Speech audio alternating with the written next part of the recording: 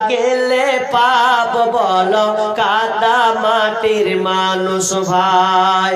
ইট পাথরের শহর জুড়ে মাটির কোনো মানুষ নাই। কোথায় গেলে পাপ বলো কাদা মাটির মানুষ ভাই। আকাশ চুম্বি দালান কোঠা এই শহরে ভরা, মানুষগুলির হৃদয়টা যেন পাথর দিয়ে গড়া, হায়রে পাথর দিয়ে গড়া। আকাশ চুম্বি দালান কোঠা এই শহরে ভরা, মানুষগুলির হৃদয়টা যেন পাথর দিয়ে গড়া, হায়রে পাথর দিয়ে গড়া। মাটির মানুষ হইয়া জানো, মাটির মানুষ হইয়া জানো মাটির ছিটা নাই। কোথায় গেলে পাব বলো কাদা মাটির মানুষ ভাই। কোথায় গেলে পাব বলো কাদা মাটির মানুষ ভাই। ইট পাথরের শহর জুড়ে মাটির কোনো মানুষ নাই। কোথায় গেলে পাব বলো কাদা মাটির মানুষ ভাই। ইট পাথরের দালান গুলি যেমন করে গাথা, মানুষগুলির মনটা যেন মিলে গেছে সেথা, হায়রে মিলে গেছে সেথা।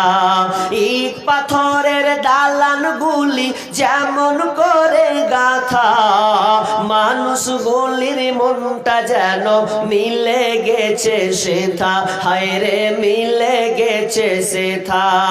মাটির মানুষ হইয়া জানো, মাটির মানুষ হইয়া জানো মাটির ছিটা নাই। কোথায় গেলে পাব বলো কাদা মাটির মানুষ ভাই। কোথায় গেলে পাব বলো কাদা মাটির মানুষ ভাই। ইট পাথরের শহর জুড়ে, ইট পাথরের শহর জুড়ে মাটির কোনো মানুষ নাই। কোথায় গেলে পাব বলো কাদা মাটির মানুষ ভাই। কোথায় গেলে পাব বলো কাদা মাটির মানুষ ভাই। সারা পৃথিবী ঘুরে আপনার প্রতিবেশীর কাছে যান, আপনি মনে করছেন মানুষের জায়গাতে বসবাস করছে। আপনি যাকে বন্ধু ভেবেছেন ও আমার প্রকৃত বন্ধু, ও আমার কাজে আসবে, কিন্তু আপনি ওর হেল্প নেওয়ার জন্য আপনি ওর কাছে গিয়েছেন, তার আগে আপনার গোড়ালি কেটে বসে আছে। আপনি ওকে কিভাবে বন্ধু ভাবলেন? আপনার ভাই সামান্য একটু জায়গার জন্য আপনার মাথায় আঘাত করেছে, আপনার নামে মামলা দিয়েছে, বিচার দিয়েছে, তাহলে আপনি প্রকৃত মানুষ কোথায় পেলেন?